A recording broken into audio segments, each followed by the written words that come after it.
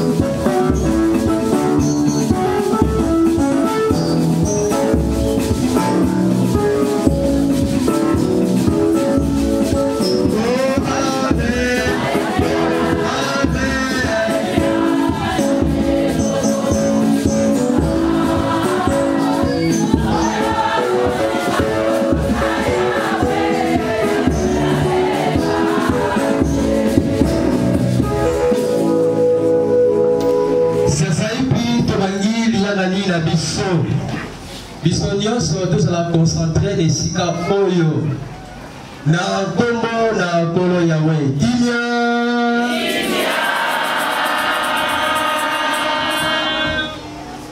Lokumu nyonso ebongi na Yahweh.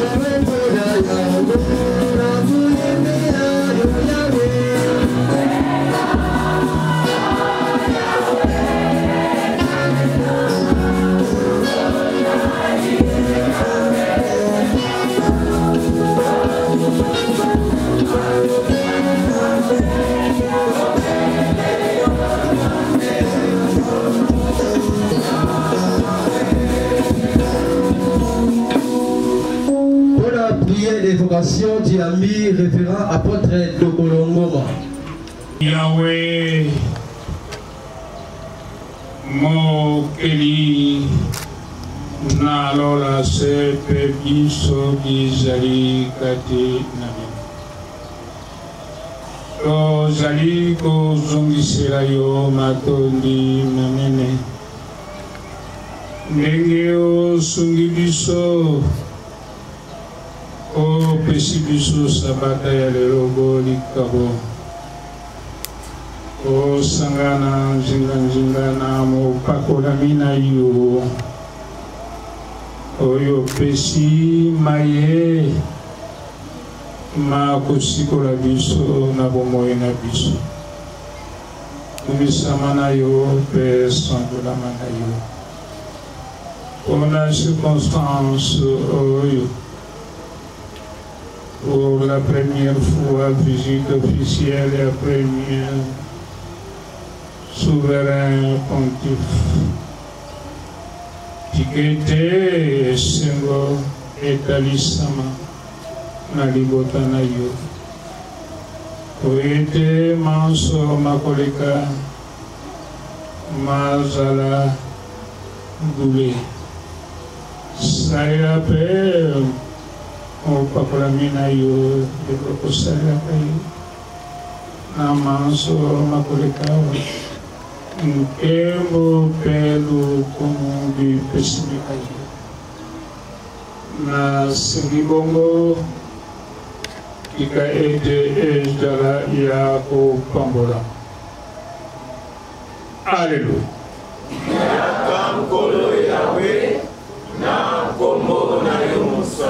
Ça y est.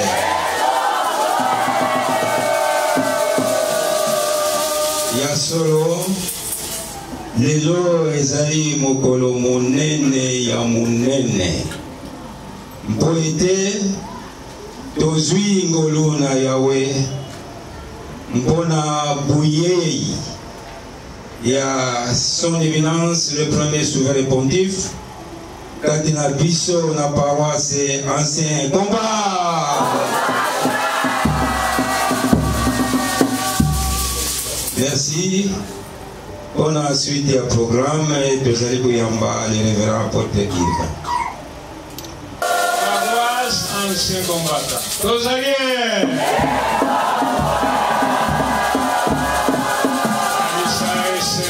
Biso na koyemba wete ezali mokolo moko historique na kati na paroisse ya ancien camp. Merci mingi tozali na batata na biso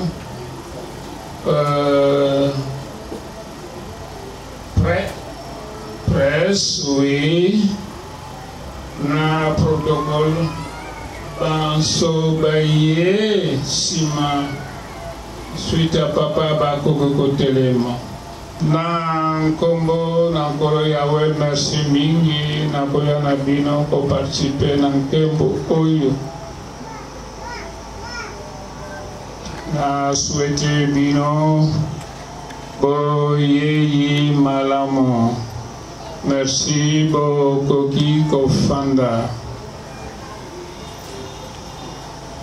Una peto zali na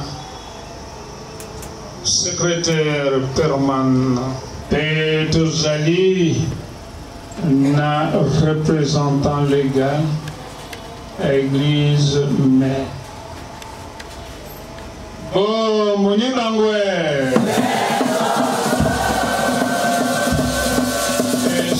Natuli bino toyambi bangwe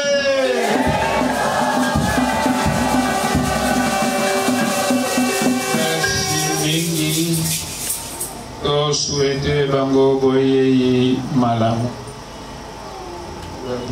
Merci. Pour la suite du programme toyambi représentant légal na Congo na nkolo Yawe kimia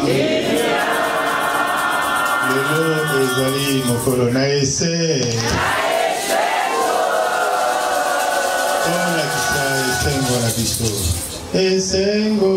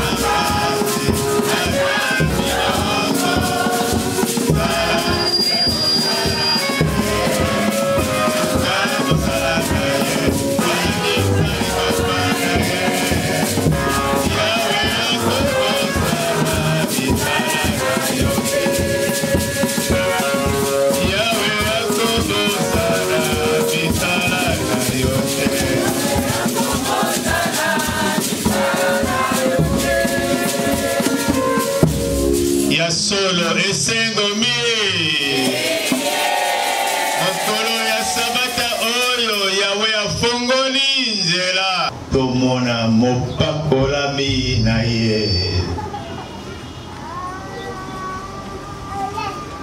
Ya solo Yahweh asalaki epai na mosakoli désolé pour aider mopakolami na ye tata na biso isolele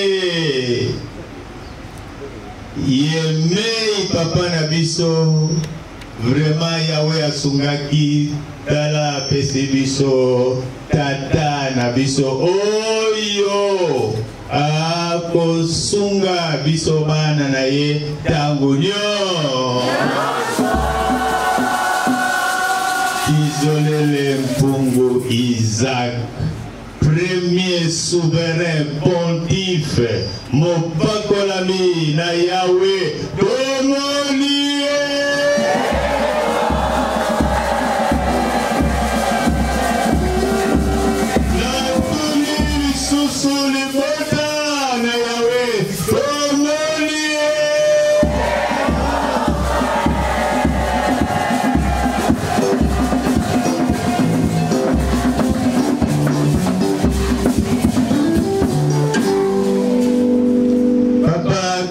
Sengo mingi bambate oyo ya Yahweh epokisami na kati na paroisse na biso awa poede oyo ya tindi mopakolami na ye akomela biso nazotuna susu esengo na biso eske tozali na esengwe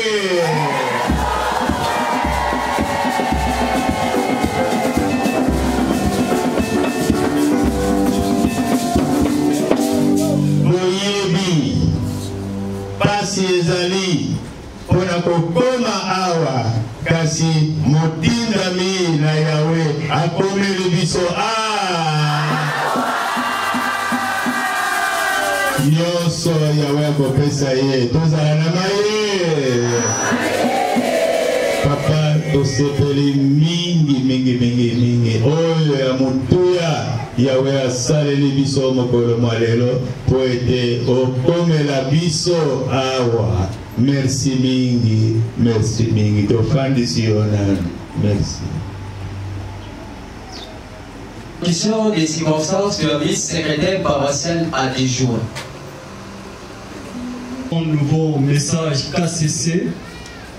Ebenem paroisse anciens combattants Kinshasa Kisenso.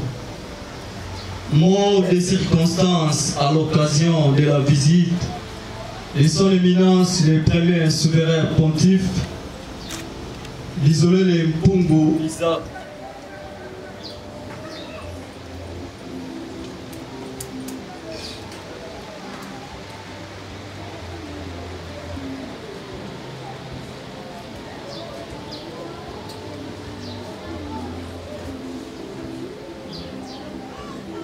Mot des circonstances à l'occasion de la visite de son éminence d'Isolele Mpungu Isaac, le premier souverain pontife de l'église Bon Nouveau Message KCC dans la paroisse ancien combattant en date du 30 janvier 2022. Son éminence le premier souverain pontife, révérend apôtre et secrétaire permanent de la suprématie, révérend apôtre membre du clergé, révérend apôtre représentant légal RDC, révérend apôtre urbain, président urbain des laïcs, secrétaire urbain, distingués invités à vos titres et qualités respectives, chers frères et sœurs en Seigneur éternel, avec action de grâce à l'éternel Dieu, de qui toute vie découle, nous, paroissiens de l'église de l'Ebenem, de la paroisse ancien combattant, tous rassemblés à ce lieu pour rendre gloire et honneur à l'éternel Dieu, le maître des temps et des circonstances,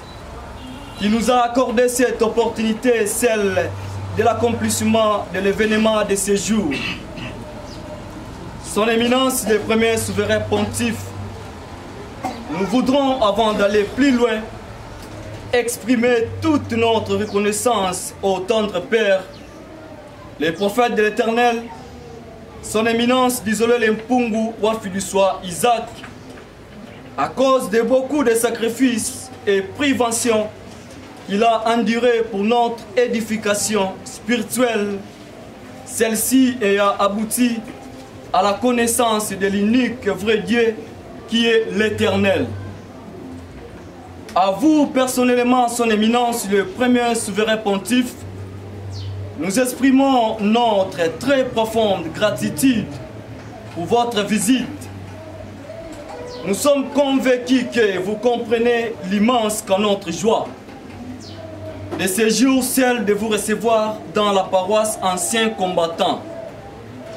Son Éminence, le premier souverain pontife, notre entité compte parmi les témoins oculaires de la cérémonie de votre intronisation dans vos fonctions de premier souverain pontife le 1er mars 2020 par le chef spirituel et fondateur visible de l'Église.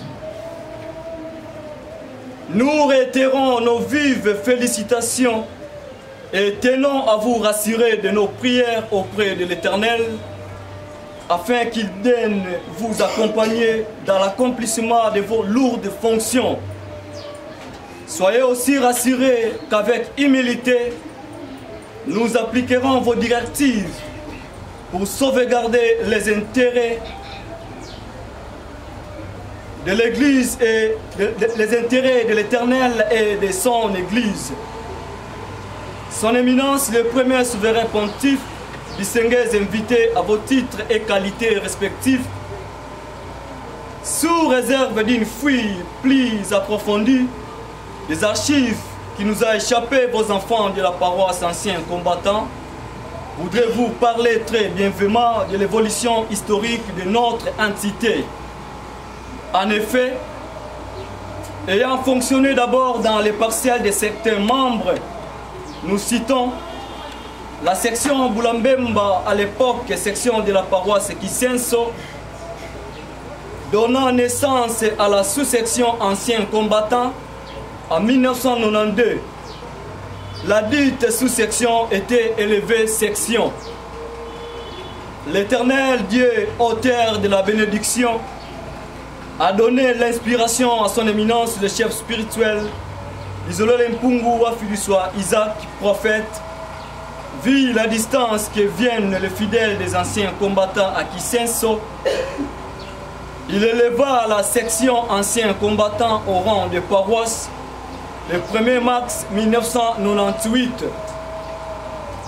La hiérarchie avait nommé des animateurs de cette paroisse, dont le prédicateur Nzitansungu Martin, nommé chef de paroisse titulaire, et le prédicateur Katendi Kuna Albert, décédé, nommé adjoint.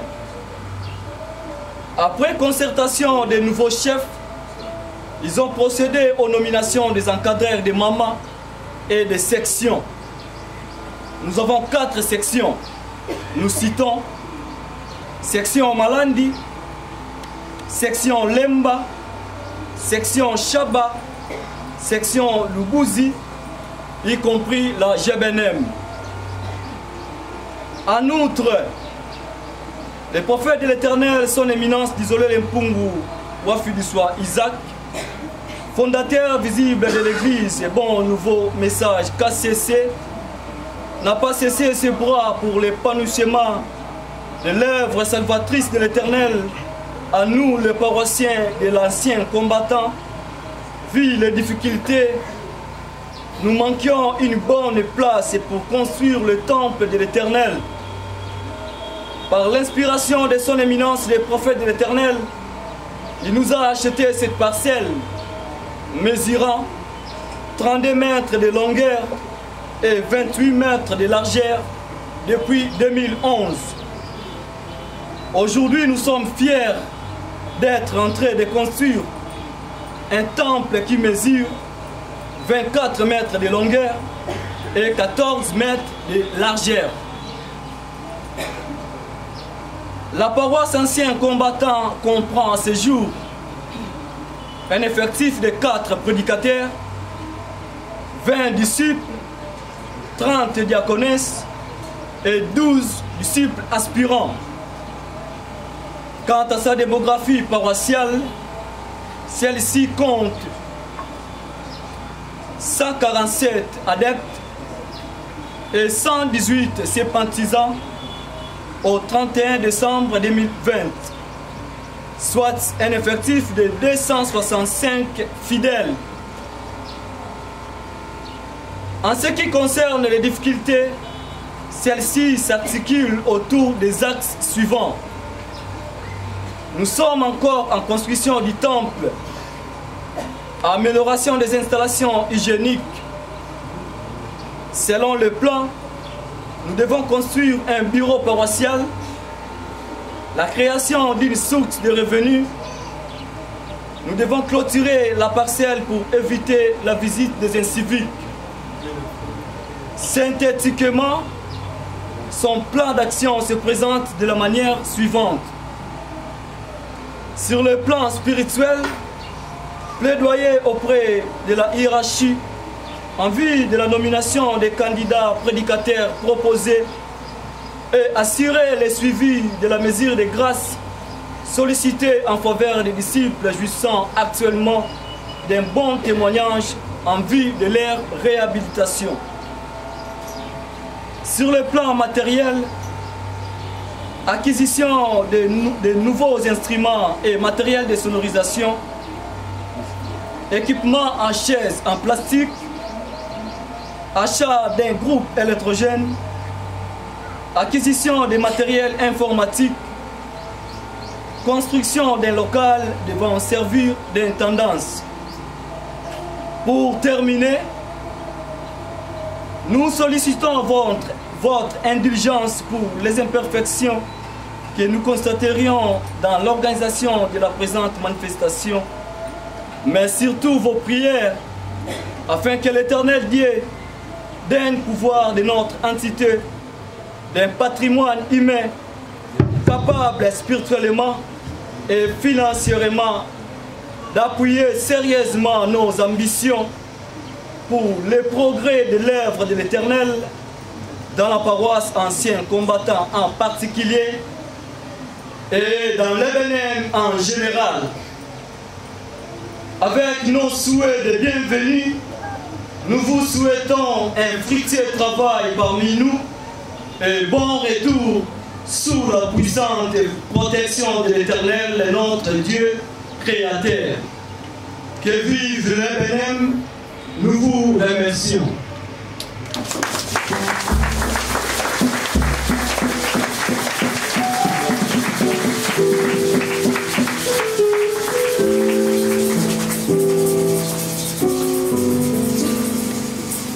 Nde toyambi Cora la vie nouvelle maman. Et c'est monene na mokolo mwalelo Jali otona Yahweh pona bola mungwaye alakisi bisonjela ya solo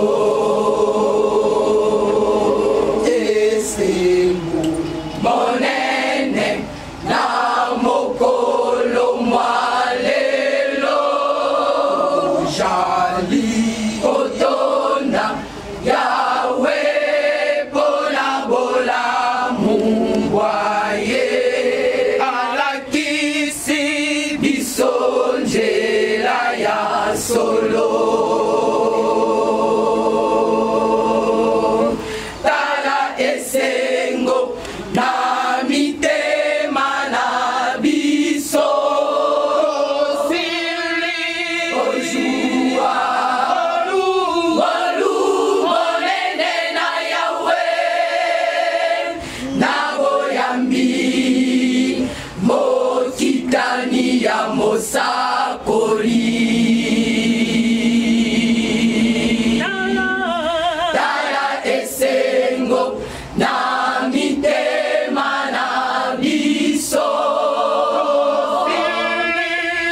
Joshua Golu monene na Yahweh na boyambi Okitani ya mosakoli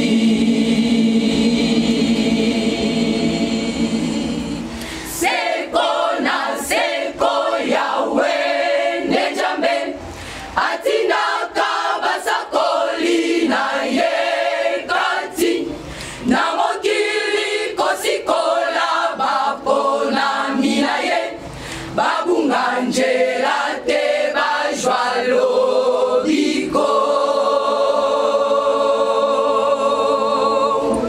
seko na seko yawe nejame atinda kabasakoli na ye kati na mokili kosikola bapo na mina ye babunga Angela te bajwalo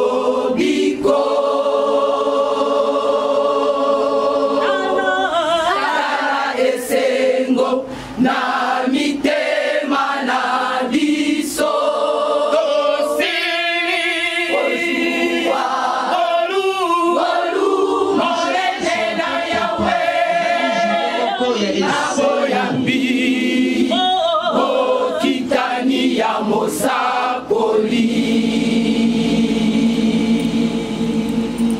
totondi Yahweh totondi Adonai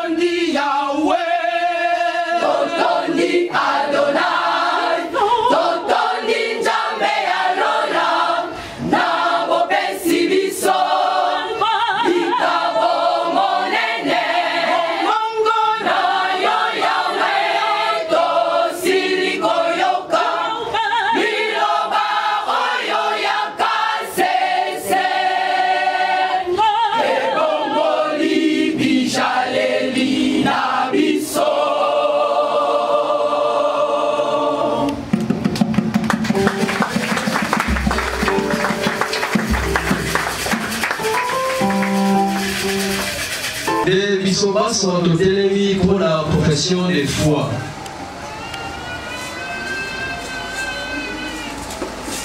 Jelana Yahweh Ejalise Bo.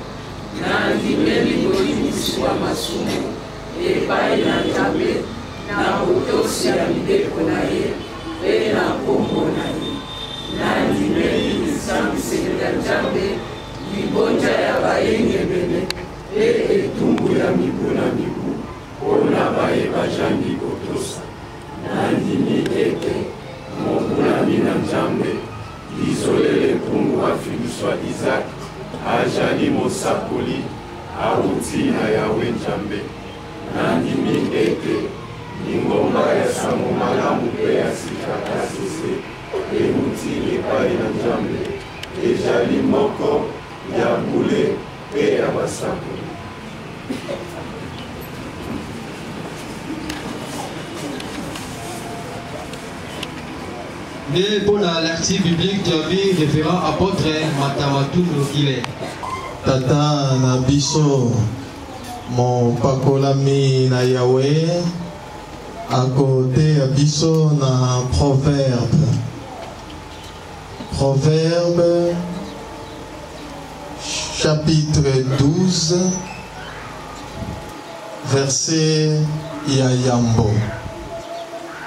Proverbe chapitre 12 verset Yayambo. Na kombo na nkolo Yahweh. Na français makomami mazali boye. Qui aime la réprimande aime la science, mais qui haït les remontrances est un sol. Mae majali na Biblia,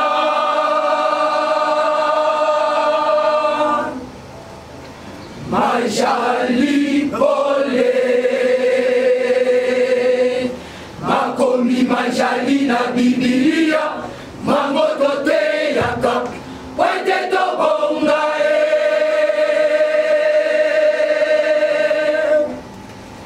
majali pole.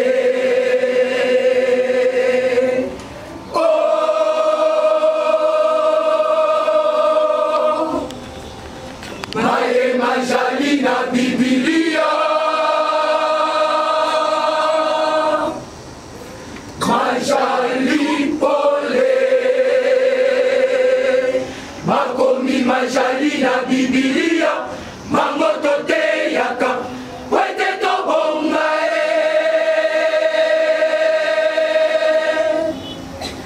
majali pole oh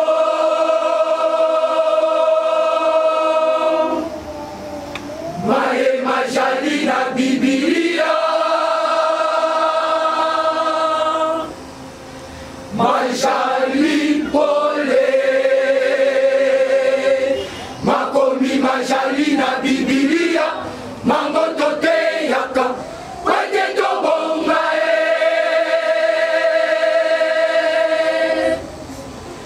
majali pole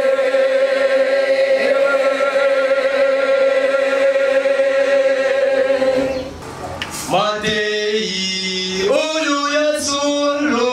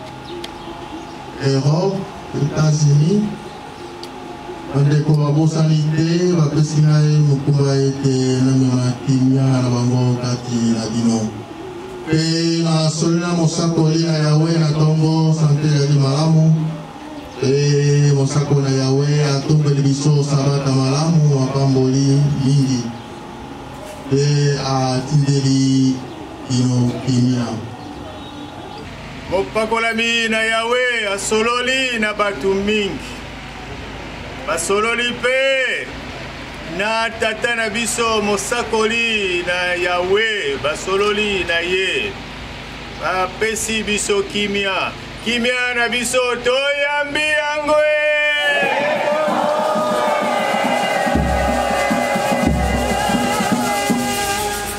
tika ete tobongela matondi mingi Yawe Nzambe na biso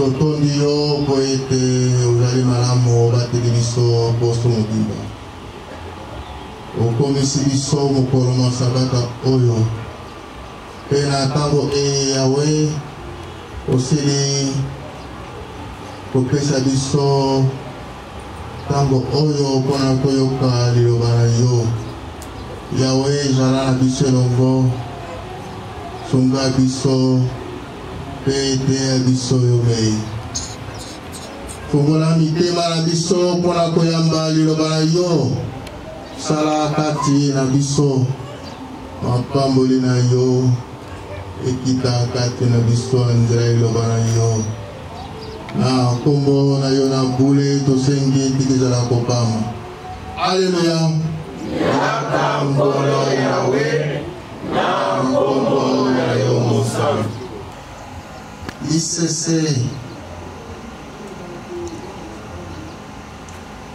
lisese na moko na masese ya Solomo alobaki nini? Solomo alobaki ete ye oyo alingi kolakisama, alingi conseil, alingi toli, alingi boyebi nde ye oyo aboyi reproche, aboyi conseil, aboyi pamela, ajangi mayele,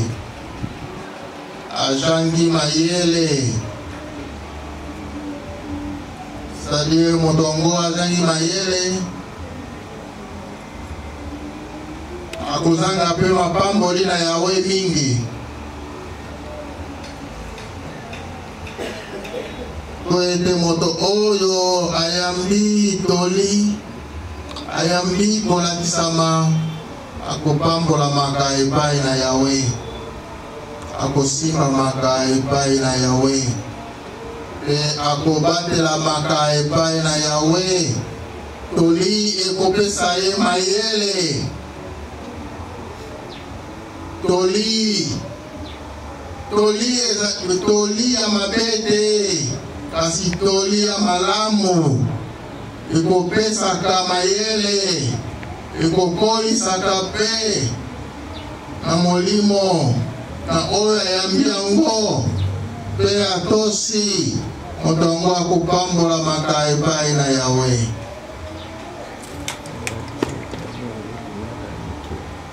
Kasi ye oyo akoyambaka pamela te, reproche te, ye oyo ayambaka toli te, akozanga mayele,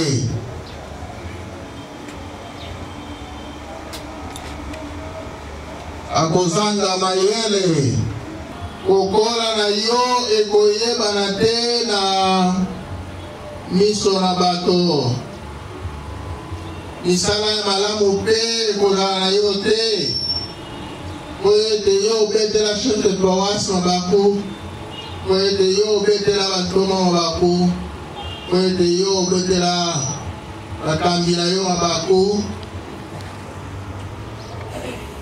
yo obetela basali mabaku, po kaka bapesa yo conseil. Conseil nyonso bakopesa yo komona yango mabe. Alors papa nano wayebisi yo makambo wana ezalaki ya biso mibale na mama wana, ndenge nini yo okokota yo kopesa ngai conseil osiliki oboyi koyeisa kimia po bapesi yo conseil, po bapesi yo toli, oyo kotia kimia kati na yo na molimo mpe na bomoi na yo na mosuni mpe lokola ekopesa yo mayele olingi ote ozala na yo kasesiste oyo azangi boyebi olingi na yo ete ozala kasesiste oyo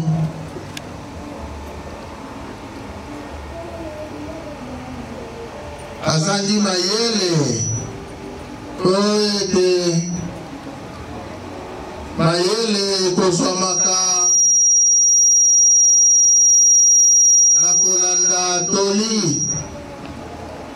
na kolanda toli na kotosa toli bakonsey ya malamu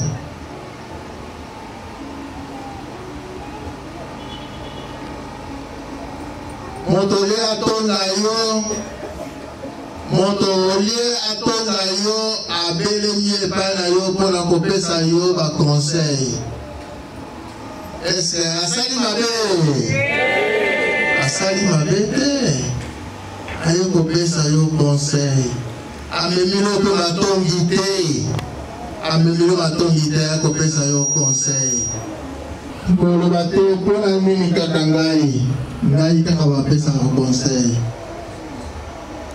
kaka ngai obeti mabako yawe akosepela te yawe akopambola yo te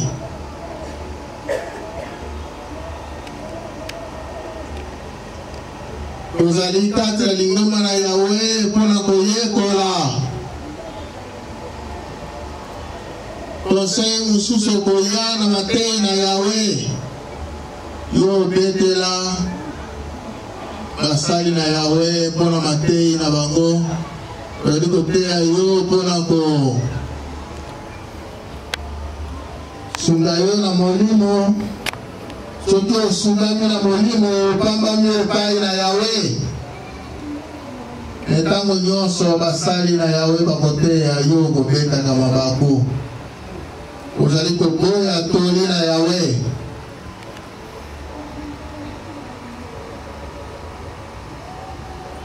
ndenge salomo asili koloba ete okopiangama moto oyo azangi mayele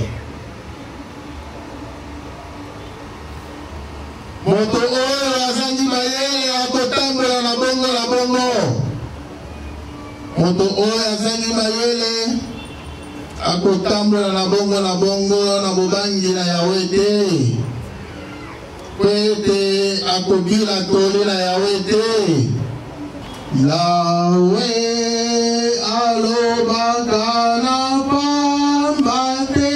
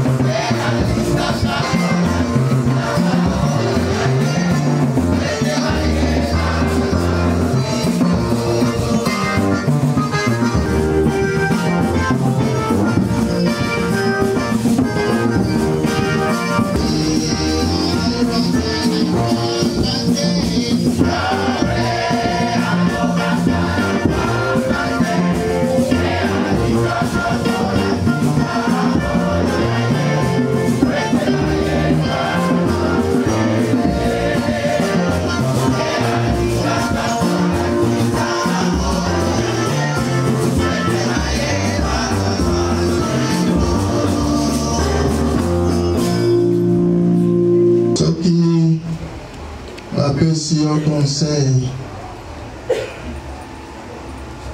de poser la sous moïbité, poser la sous moïbité, yo siliki, et c'est pas mon nez pas voler sangai, pas moi voler sangai. Toi le bien yo poser la sous moïbité, ko yiba la sous madesse sur l'anzunguté. Maman peut se conseil, papa peut se conseil. Quand la sous moïbi à ma déesse sur l'anzungu de fumboité. Maman là, mis dans la cabane de côté, yo, que vous en. Non, ma pas de paix, hein. C'est qu'il y a un mot de votre sika. Remarquez, vous allez moïbi, ma peut se conseil, qu'on y va sous-souter. Yo, siliki. Ah bon, là c'est la artillerie de maman au cap de la ville, vous arrêtez à tirer la île, on a eu par la aussi les copains qui disent maman par pour papa mon parcours. Parce que si on conseille, t'es bien à songi, t'es bien à songi, les aliments, tambola boy, papa tambola boy, tambola bobangi na Yahweh, tambola na botosi. Na liloba ya kasese Yawe akopambola yo akosimba yo kopambo mekai na Yawe. Kuna nini ye kwa ya kopesa na hii conseil ye nani? Ngana zamo na soda aboko se mesele na ngaite. Kaza soda pamba te na ngai soda mwana tata na ngai agitant. Après, on peut s'en conseiller pas mal. Même tata n'a on peut s'en conseiller. Mais au coco la nengenini. Coco la nengenini. Moto na yele ya komi kitisaka pour nous besoin conseil. Oh la malamu, oh kopesa ka bombo ina seko. Oh, ma conseil, oh, et kopambolaka.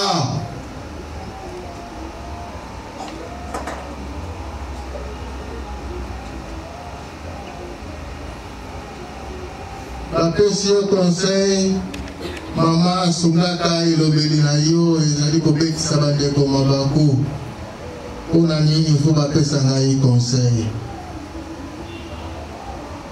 Bango soki balobaka na bango te tali bango biso tokoloba. Mais okoloba na bosembo nyonso na mokomikitisa nyonso mpona kopetisa mabaku soki mo kopetisa mabaku te kotia kimia na kati na lisanga.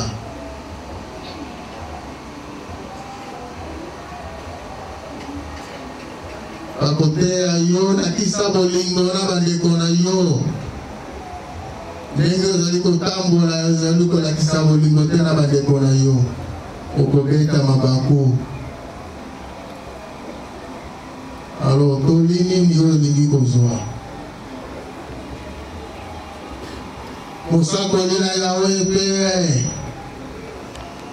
apesi biso toli batoli mingi.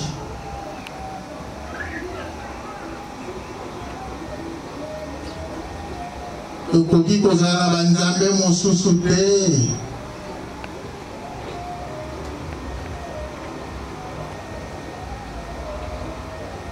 liboso na Yawe Nzambe na biso. Ete Yawe Nzambe azali kaka moko. Nzambe azali kaka moko. Yawe ozali kotosa toli na mosakoli na Yawe, ezali toli na Yawe, ezali tei na Yawe.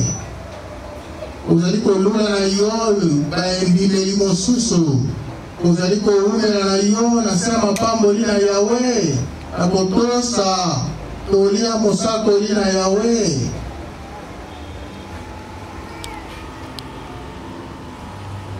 Okopambola manenge nini?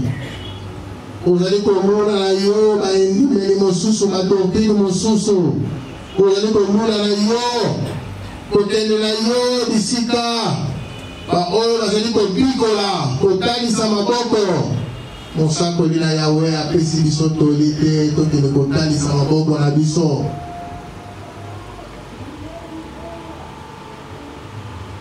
Oyete babikola biso. Ezali lite na mosakoli na Yawe, ezali tolite ya mosakoli na Yawe. Mosakoli na Yawe atei biso Nzambe se moko, tokoumela na kotosa toli ya mosakoli na Yawe.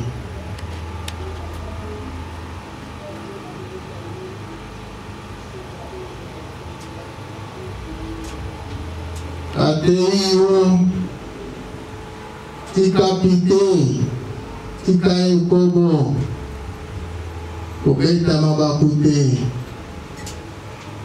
Ateo tika matatoli na lokuta kobeta mabakute tosa ekopambola yo.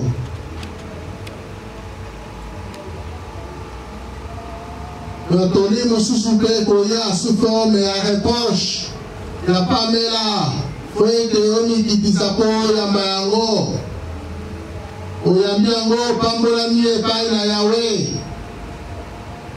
oyambi yango sula mie pai na Yawe.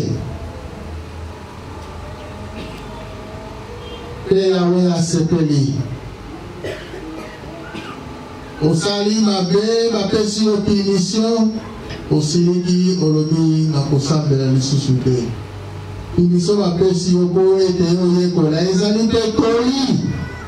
Punition bapesi yo po ete yo yekola kosala révolte te na lingomba na Yawe. Mikitisa tosa soki olongi na punition wana na pamela wana na reproche wana, Yawe akotombola yo, akopambola yo po ete Yawe amoni komikitisa na yo. Yoka landa pe salela toli na Yawe. Ekopambola yo, ekosuna yo, ekosala yo te ozala moto na molimo pe na mosuni.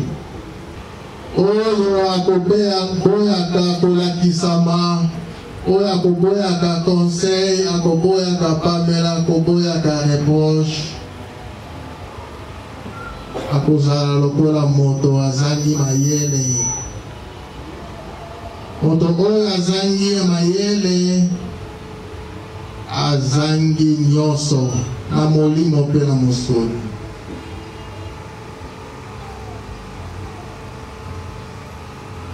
Biso banso nakanisi biso banso tolingi ete tozala bato na mayele. Zandengo wana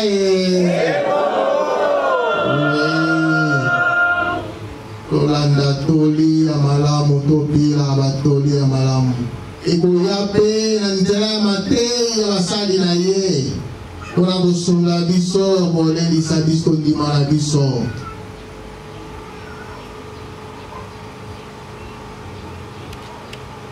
Yawe apambola liteyi oyo.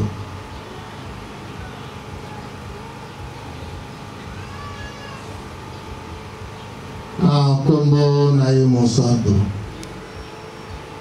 Alleluia. Yaka ngolo Yawe na kombo na ye mosanto.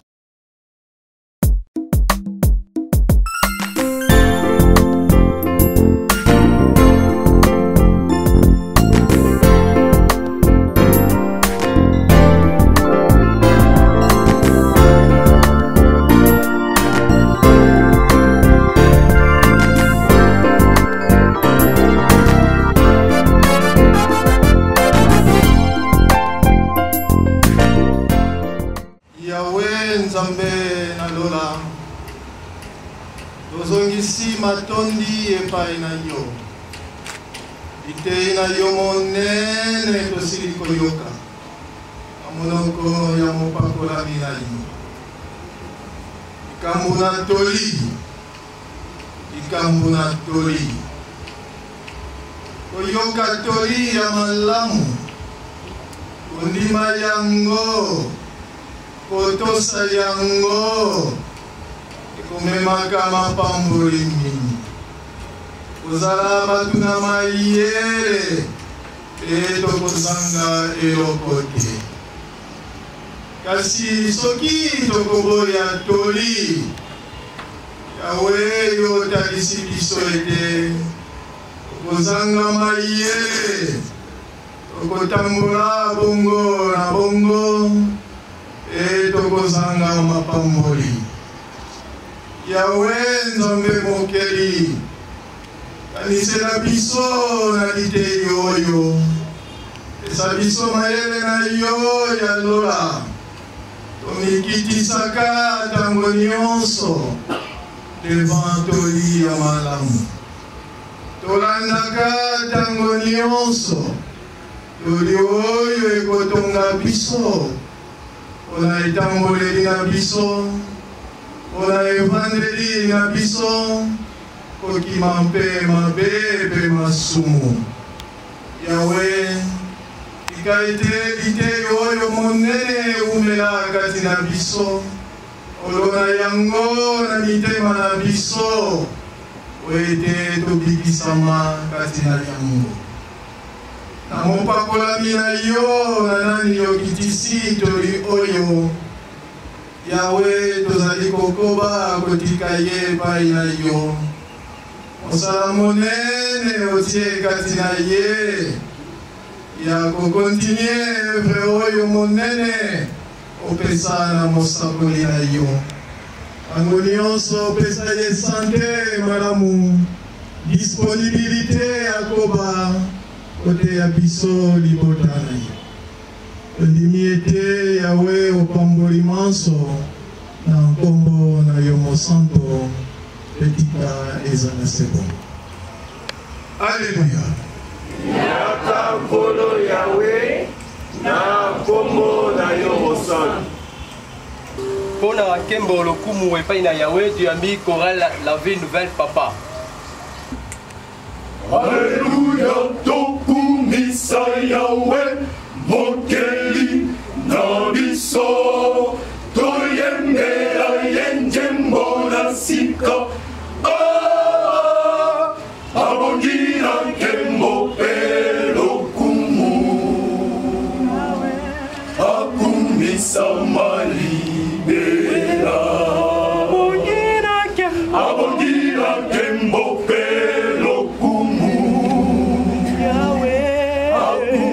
Samalibela. Alleluia, tokumbisa yawe mokeli na biso toyembela ye njembo na sika abongira nkembo mpe lokumu akumbisa malibela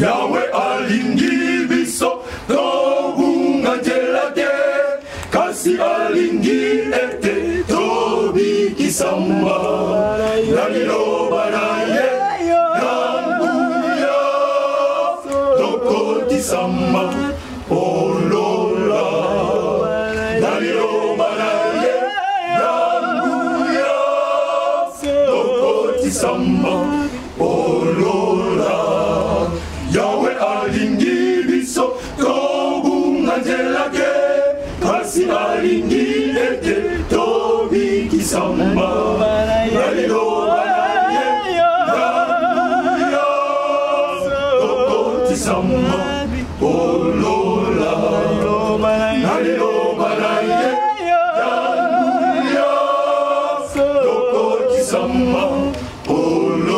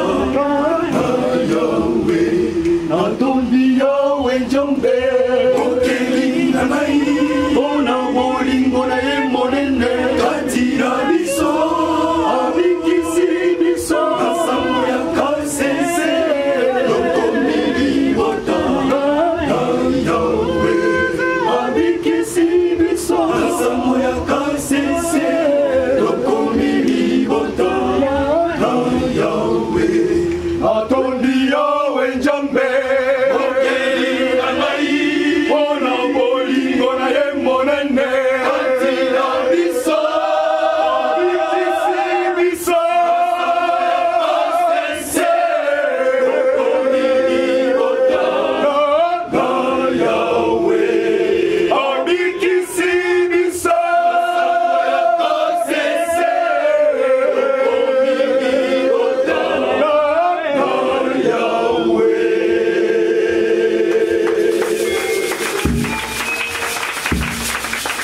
Tokokubisa yo yawe njombe Tokokubisa yo yawe Bona kokanisa Bona kula yo Bona kokanisa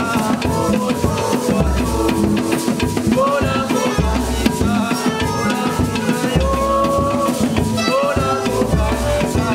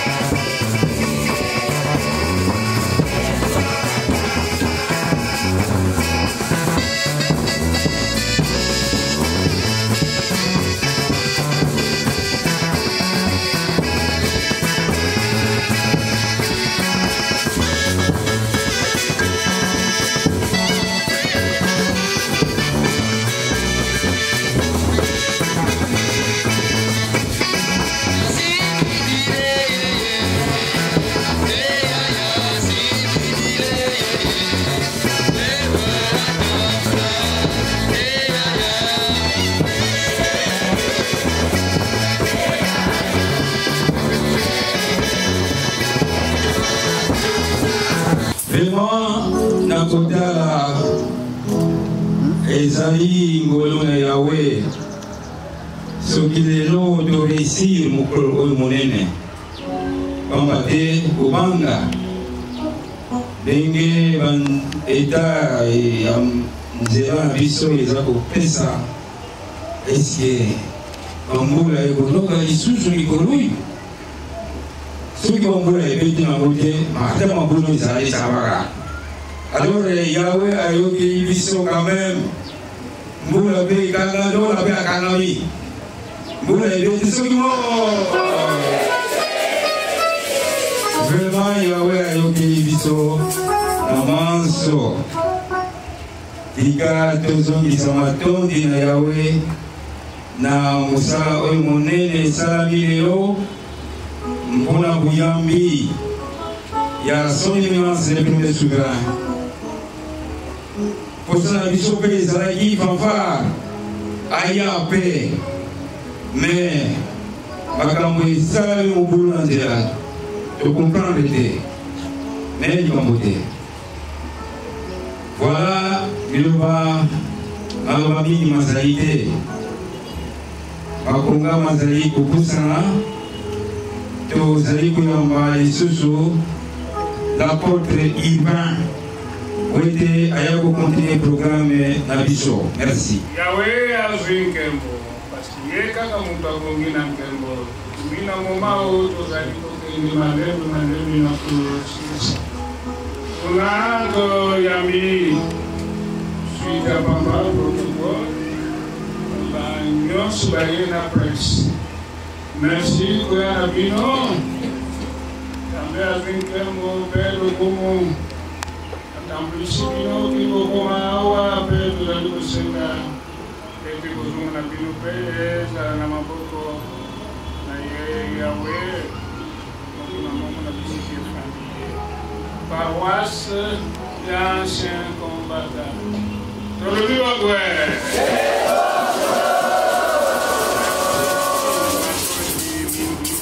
Kiko Fanda. Nous l'appelons tozali na secrétaire permanent représentant les gars. Merci la manche. Uyaki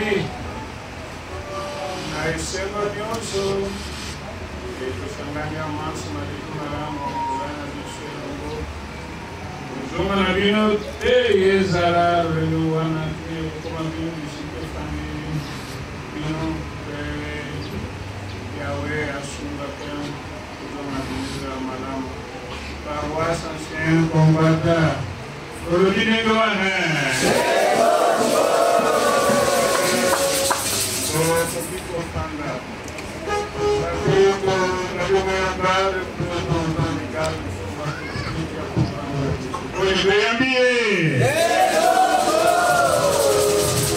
na kombo na nkolo Yahweh tozongisi matonde mingi na nkolo Yahweh na ndenge afongolalaki biso nzela mpona toyamba mopakolami na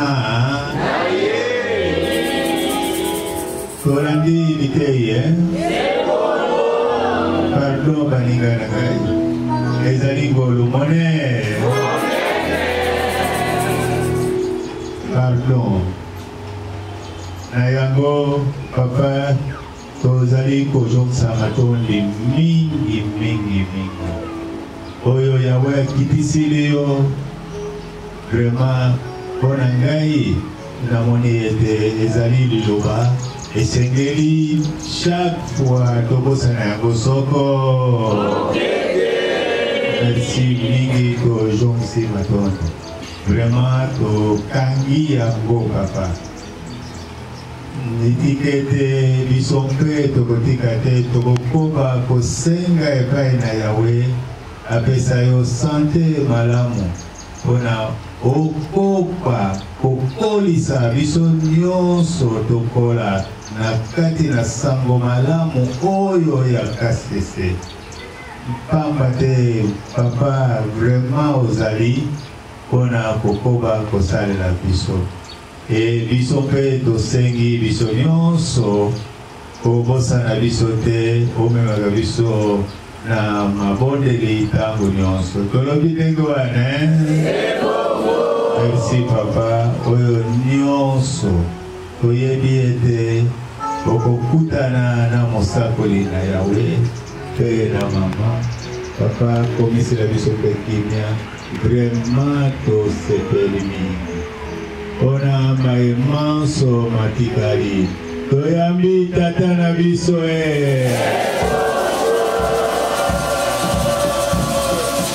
tobatela nyonso tokoyoka boyoki merci beaucoup papa.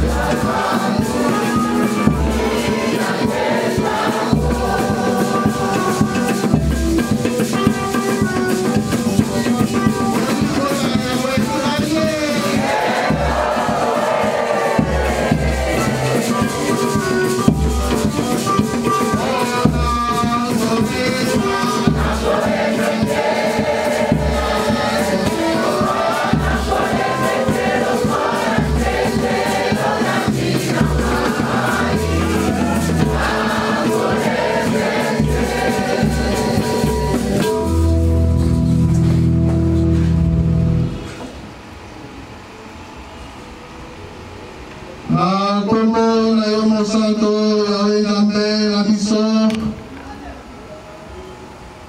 Totomio ya mingi po ete ozali malamu. Osili kosunga biso. Kute ebandeli kino esilisi biso. Okumisama na yo, sanzolama na yo.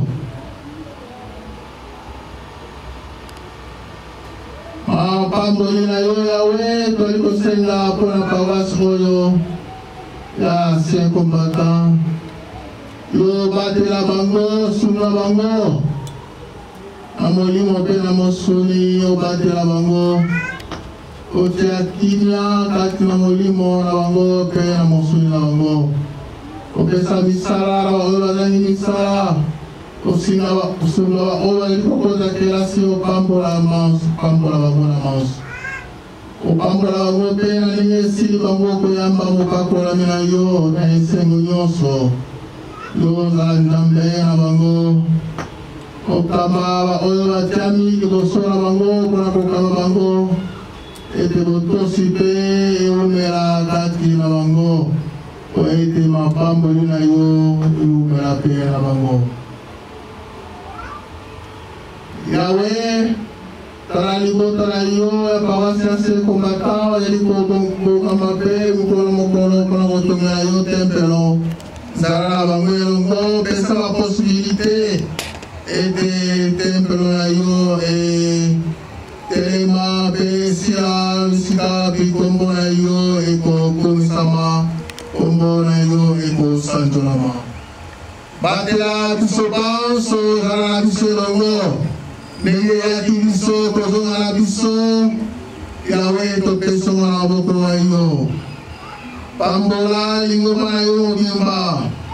Pambola lingoma na mobimba mpe sunga mosakoli na yo ntango nyonso.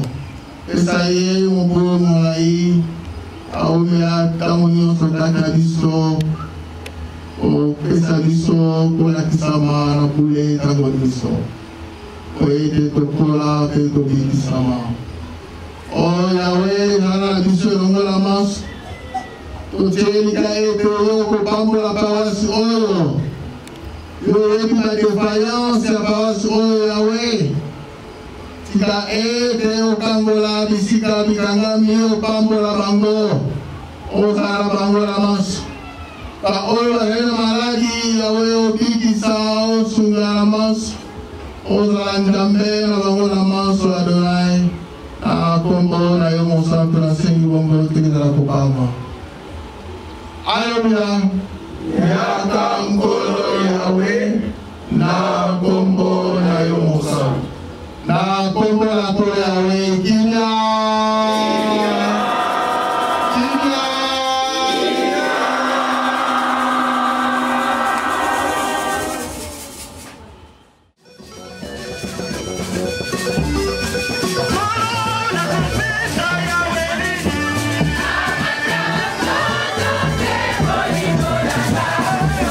Yeah.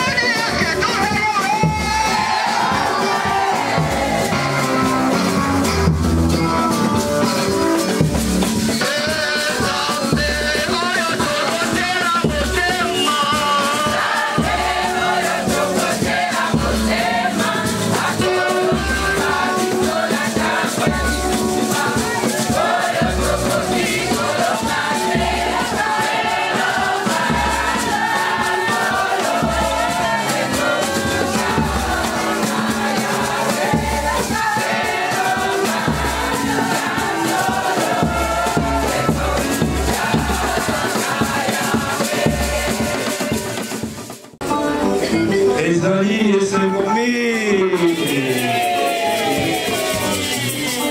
Ancien. Tosepeli, hein?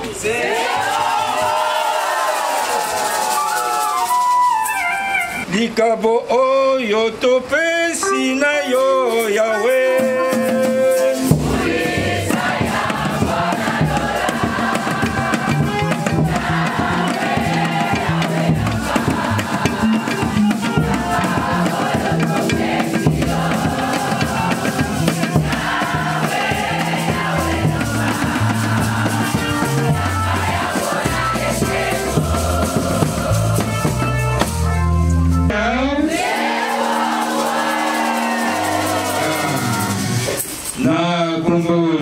Yahweh, Tata Nabiso, son éminence, le premier souverain pontife. Tala na kuyana yo, bana ba ye maboko pambate, babongisi mwa likabo oyo, mpwete okoka kosalela pambate, mosala ezali mingi. Boni, tolobini ngwana. Osengi papa, omemaka biso na mabondeli ntango nyonso. Mpote Yawe apesa biso bozwi mayele kote molingomba oyo tosala yango kino suka. Merci mingi papa liloba ya moke tozwi yango wana. Na Kongo na Kora Yahweh, liloba ya kozongisa matondi lisusu ejabite, matondi mingi nazongisi lisusu na bino paroisse Saint Kokaka na geste osili kosala mpona biso. Yahweh akanisela bino ya mingi, apambola bino ya mingi na molimo mpe na mosuni. Akambola bisika bikangami mpona bino, akambola yango apambola bino nyonso. Merci mingi na yambi yango mpe Yawe abungisa yango mpe ayambi yango. Oyoki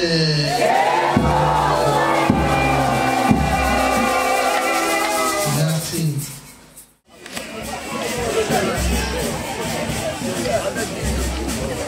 Jessica.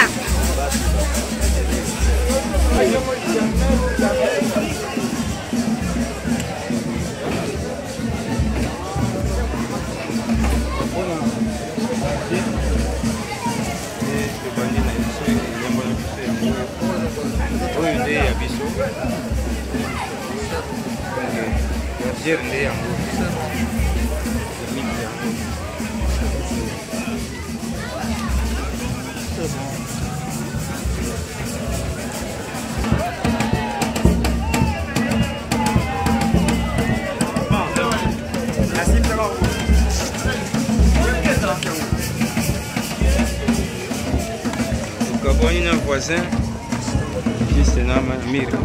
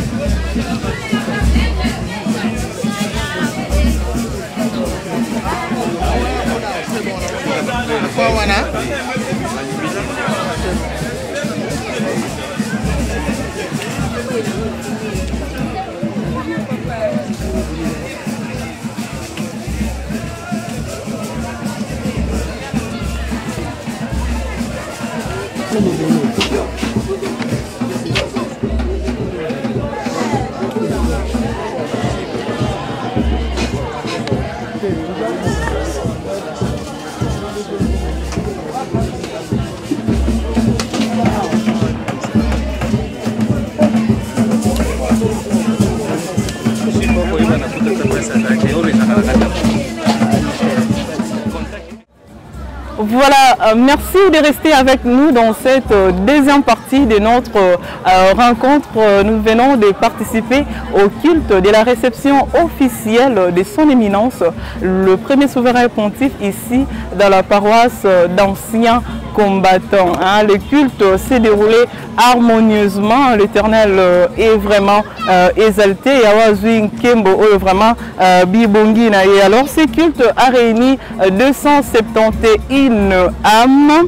Il faut signaler que le premier souverain pontife s'est fait accompagner du secrétaire permanent, le révérend apôtre Mata Matondo Guilain, également l'apôtre urbain, le révérend apôtre de Kolongo Maïlou Philippe, ainsi que le révérend apôtre Ntumbu Poiti Martin, le représentant légal de notre église ici en RDC.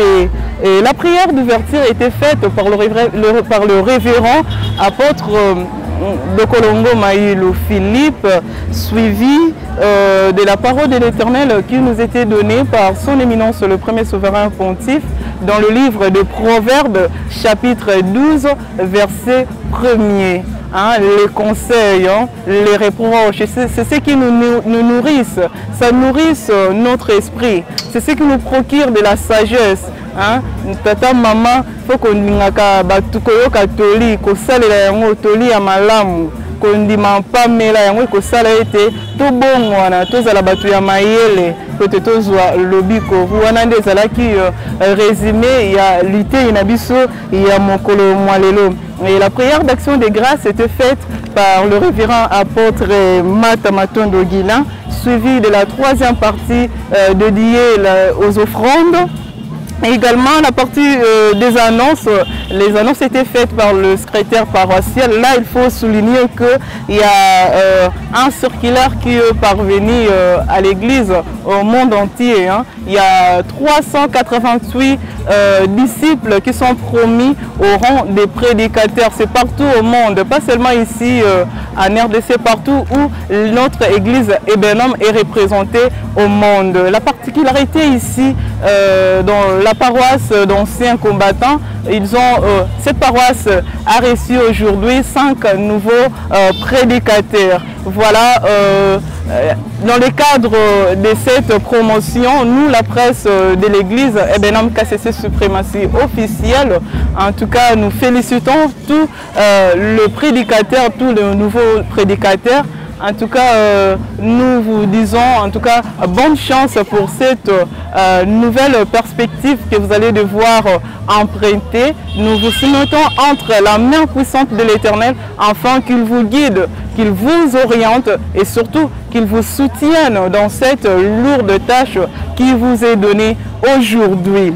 Et en plus, le mot de la fin, c'est survenu par le chef de paroisse de cette entité, le révérend apôtre Nzita Martin. Vient enfin la prière finale et la bénédiction de son éminence d'Isolé Mpungu Isaac, le premier souverain pontife. Mais dans Soukaya Manso, le paroissiens d'anciens combattants, Batikali Kimiate, ils ont vraiment prouvé leur reconnaissance envers l'Éternel, bien sûr, envers aussi le souverain pontife premier, son éminence d'Isolé Mpungu Isaac.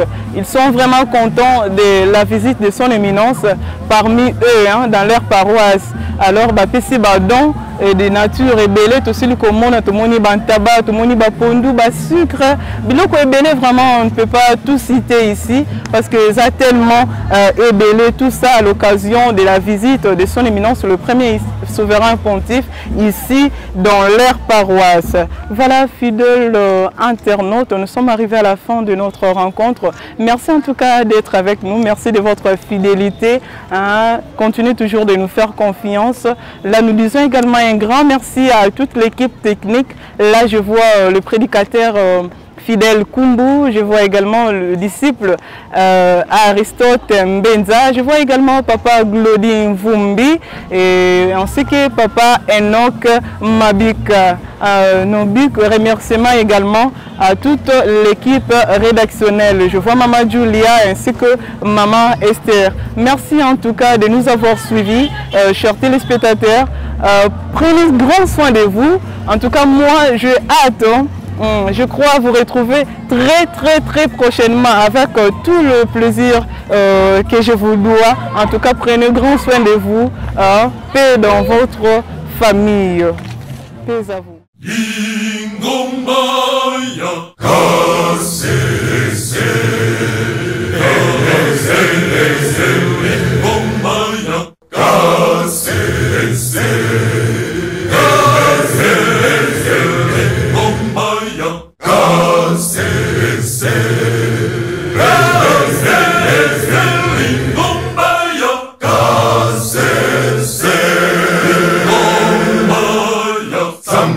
Malamu, Beya Sika, Ingombaya Kasese, Ingombaya Kasese, Ingombaya Kasese,